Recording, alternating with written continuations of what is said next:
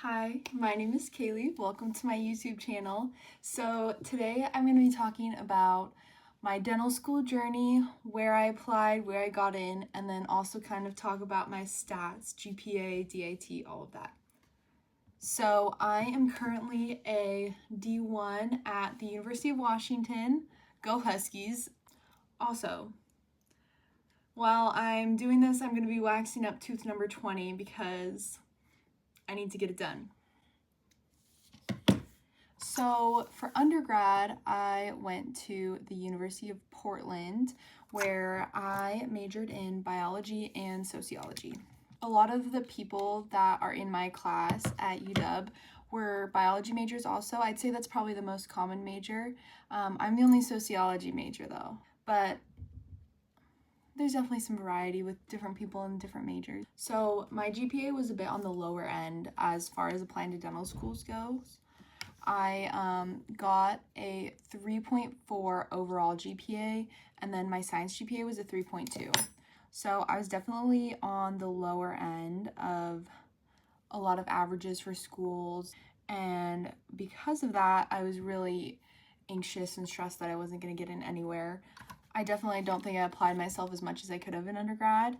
The one good thing I did have going for me was my senior year.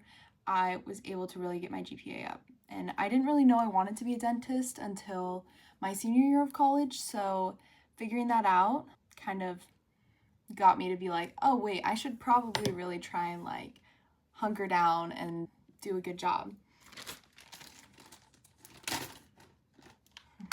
Gotta get my nylon, make my tooth look shiny.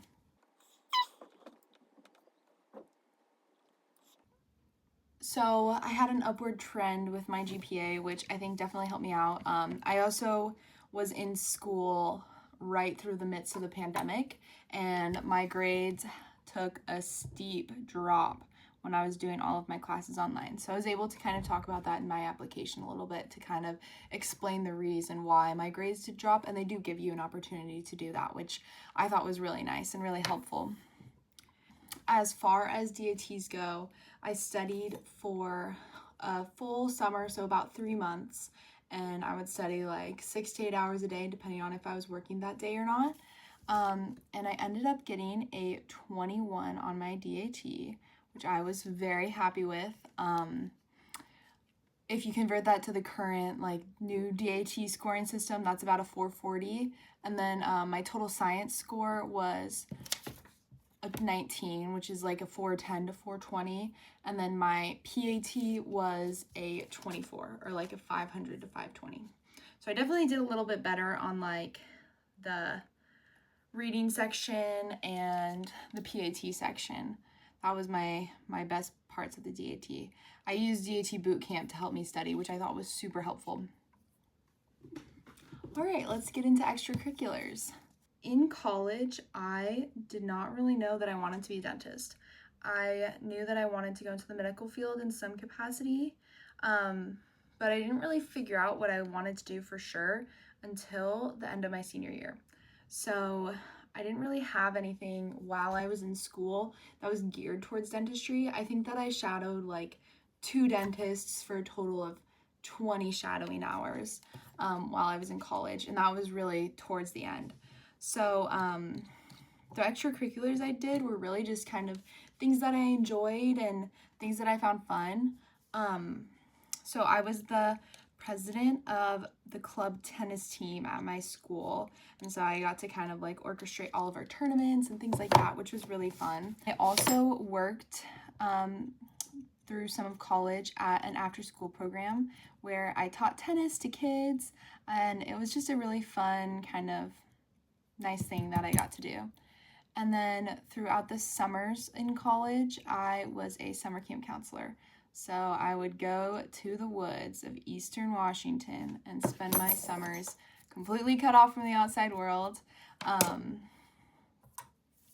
feel lucky that I was able to really just do things that I enjoy all through college. I think it's definitely very doable to do the things that you're the most interested in college, and I think that schools look for people that have passions about things. Another thing that I was able to put on my application that I think was kind of unique to me is I presented my sociology thesis at a conference. I was able to talk a lot in my application about how my sociology degree actually led me to dentistry more than my biology degree did. So that was pretty cool. After graduating from college, I got a job at a pediatric office as a dental assistant. And that was an incredible opportunity. I absolutely loved it. I learned so much. I feel like working as an assistant before going to school is definitely something that I really appreciate, and it helped a lot. And I also was able to meet some really great people, some great mentors. All right, let's talk about the dental schools that I applied to. So I applied to 10 dental schools, and how I kind of picked the schools I was deciding to apply to. The first kind of criteria for me was schools that are in places that I could see myself living, and then also schools that I thought I could feasibly get into. So I knew that with my stats, I was probably on the lower end of a lot of things. I was really stressed and anxious that I wasn't even going to get into any schools. So I kind of cast a wide net, and yeah, clearly it worked out. So the schools I applied to was ATSU ASDO in Arizona, Midwestern in Arizona and in Illinois, University of Washington, University of New England, Pacific Northwest University, which is a new dental school in Yakima, Roseman University, OHSU in Portland, Marquette, and Indiana University. So I didn't hear anything back, didn't get interviews or anything from OHSU, Marquette, or Indiana University. However, somehow the other 7 I got interviews at. So I got to travel and do interviews. 2 of them were the online Cura interviews. So that was for University of Washington and University of New England. So I wasn't able to check out those campuses, which was a little bit too bad, especially seeing that UW was my top choice. Although I know the University of Washington now, they do in-person interviews again, which I think is great because it's really nice to be able to get a feel for the school and kind of get to meet some students and see what they like about it. So I interviewed at all of those schools, and of those schools, I was waitlisted from Roseman and Pacific Northwest University, and that means that I was accepted to 5 dental schools, which was pretty crazy to me. I definitely felt like I didn't have the demonstrated interest like while I was in college that some of my peers had. I didn't have any sort of research background, and my GPA was on the lower end. But I think that what really ultimately helped me is I do feel very passionately about my reasons for why I want to be a dentist, and I think I was able to articulate those things well. Obviously, I ended up deciding to go to University of Washington. It's my in-state university. I think had I been applying from out of state, probably wouldn't have gotten in, but that's all right because I am loving it so much now. It's very different than undergrad, I would say.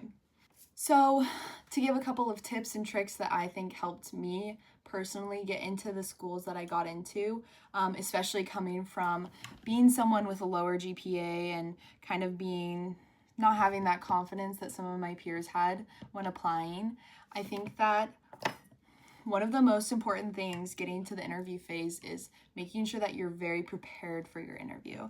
So before my interviews, I had gone through like prep questions, trying to kind of figure out how I would answer questions, what's your biggest strength and weakness? You can look them up, but they'll give you a lot of the like most commonly asked questions in dental school admissions.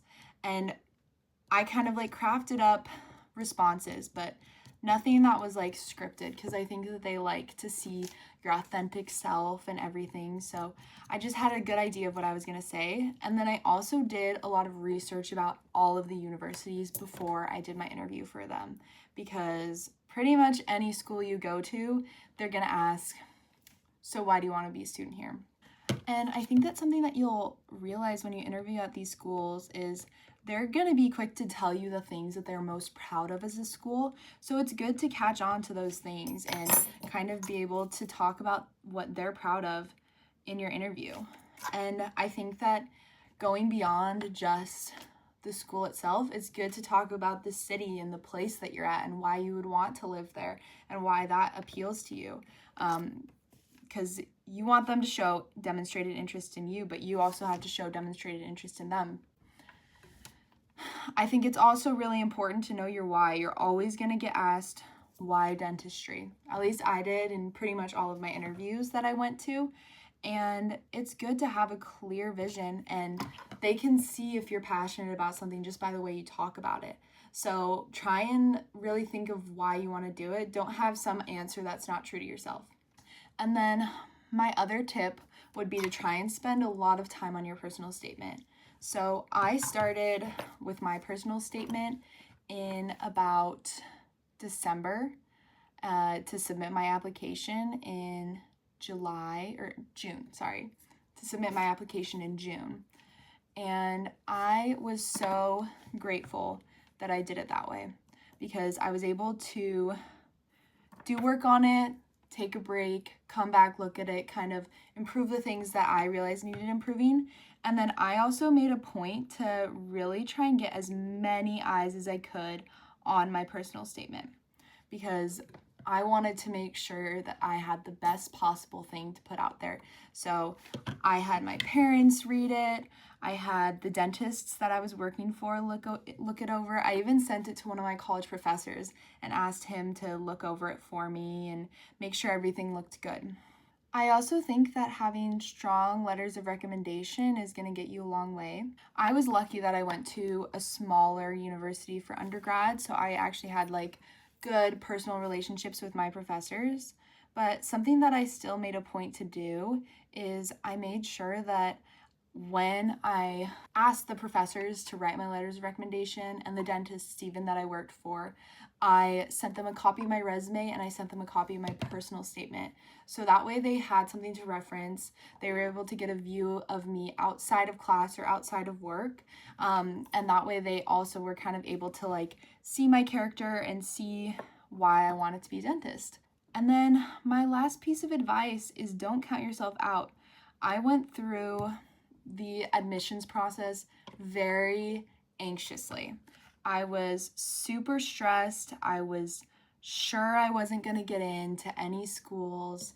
I was just overall really nervous. I wanted to succeed, and it was something I had been working hard at, but it's easy to count yourself out, especially when you have something like a lower GPA like I did. But I think that what really worked for me is I was able to kind of let my passion for becoming a dentist come through in my interviews. So I think that if you have a part of your application that is lacking a little bit, like my GPA was, it's really important to really focus in a lot on the other parts of your application to make sure that you're putting your best foot forward. So yeah, that's how I got into 5 dental schools with a low GPA.